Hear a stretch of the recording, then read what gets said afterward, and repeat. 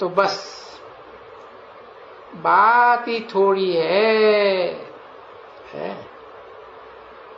कि रावण का राज्य में तो कोई सुख नहीं, काग विष्टा समान सुख कहा जाता है।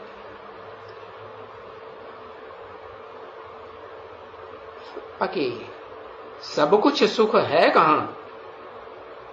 कहेंगे नई दुनिया में जो बाप आकर स्थापन करते। तो बाप कहते हैं तुम बच्चों को, क्या तुम बच्चों को माने इन बच्चों को नहीं जो बाजू में बैठे हैं ब्रह्मा बाबा की तरह या इनके फॉलोअर्स की तरह, नहीं, तुम बच्चे जो सन्मुख बैठ करके सुप्रीम टीचर से पढ़ाई पढ़ते हो। अम्मा से पढ़ते हो कि सुप्रीम टीचर से? हाँ, सुप्रीम टीचर से पढ़ाई पढ़ते हो। क्या अम्मा और सुप्रीम टीचर अलग अलग हैं? है?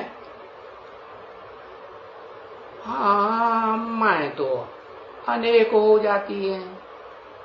भारत में खास ये मानते हैं कि एक स्त्री गई तो दूसरी जूती, तीसरी जूती, चौथी जूती ले लेती। तो अम्माएं तो अनेक हो सकती है, लेकिन बाप तो एक ही है।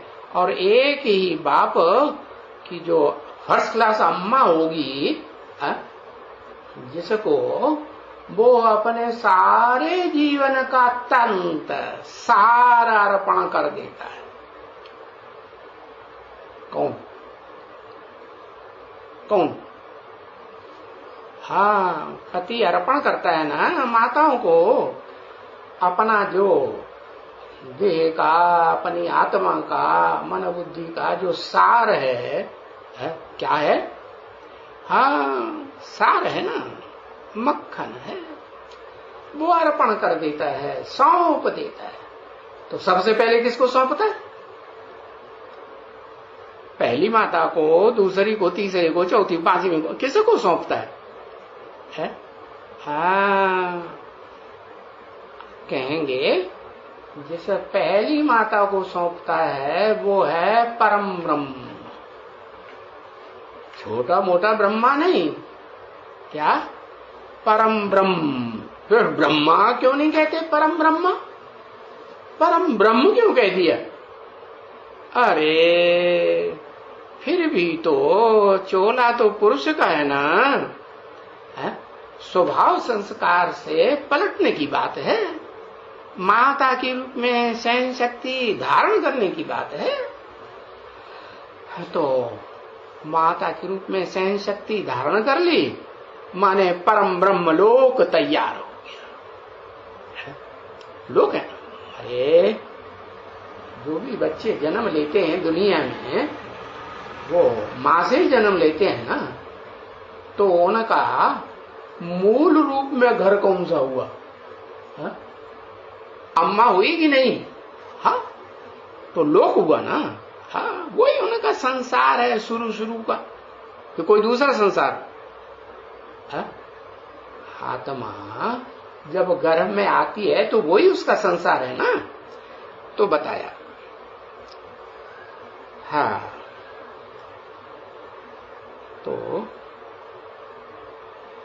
फर्क जरूर होता है।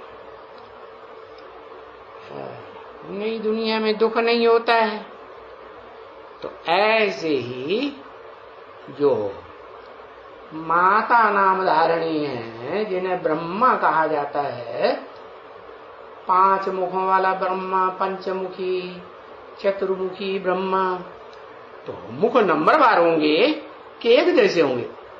नंबरवार। तो बताया कि जो अव्वल नंबर मुख है वो कौन सा है? अव्वल नंबर ऊर्ध्वमुखी मुख परम ब्रह्म। तो बताया उस परम ब्रह्म लोक में शांति ही शांति है।